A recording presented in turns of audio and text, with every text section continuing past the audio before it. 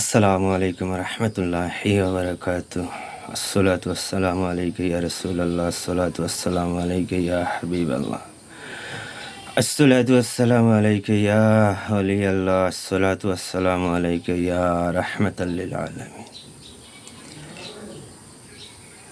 হে আমার বন্ধুগণ,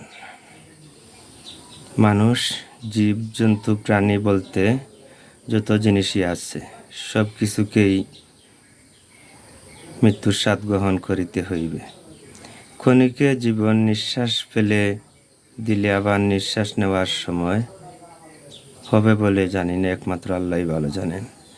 তাই চলে যাওয়ার আগে হৃদয়ের গভীরে জমা করা কথাগুলো আজ বলতে আমি বাধ্য হলাম। এক নম্বরে, জীবনে ইসলাম ধর্মের স্বাদ কি তা যদি বুঝতে চাও, তাহলে 5 ওয়াক্তের নামাজ একাধারে পড়তেই থাকো, পাশাপাশি সুন্নত নফল নামাজের আমল করো। 2 নম্বর, প্রতিদিন একবার কবর জিয়ারত করো, হয়তো ফজরের নামাজ পড়ে, না হয় ঈশার নামাজ পড়ে।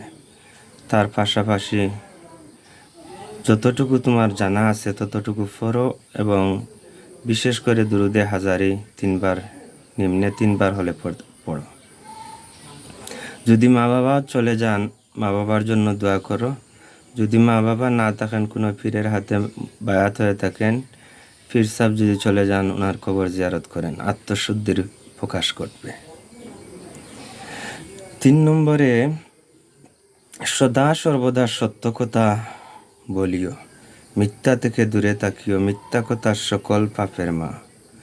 মা ছাড়া যেমন আমরা কেউ পৃথিবীতে আসিনি আর আসবেও না, তেমনি মিথ্যা বলা ছেড়ে দিলে তোমার কোনো পাপ করতে সাহস হবে না।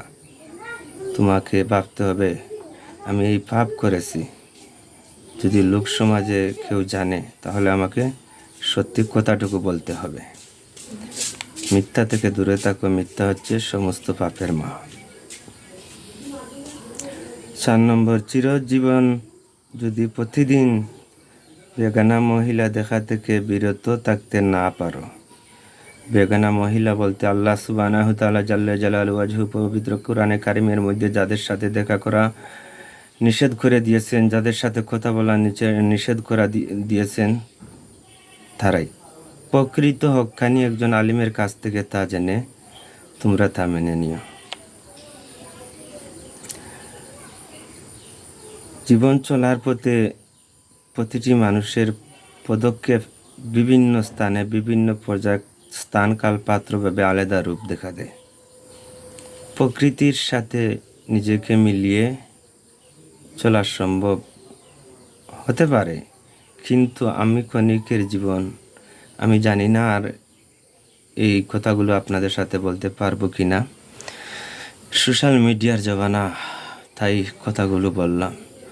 অন্তত পক্ষে আর যদি না পারো 40 দিন কবর জিয়ারত করিও, 40 দিন একাধারে এশার নামাজ পড়িও, 40 দিন বেগানা কোনো মহিলা সাথে দেখা করিও না। অন্তত পক্ষে জীবনের শুধুমাত্র 40টা দিন অনুমান করো যে আমার জীবনটা এই 40টা দিন আমি ত্যাগ করে দিলাম, আমার জীবনে 40 দিন নাই, তা মনে করি এই আমলটুকু করো।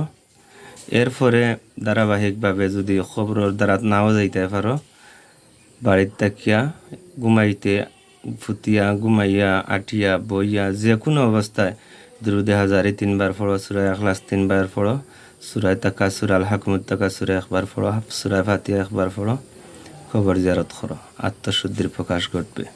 জানি না আর আসতে পারবো কিনা আপনাদের সামনে, তাই এইটুকু বললাম।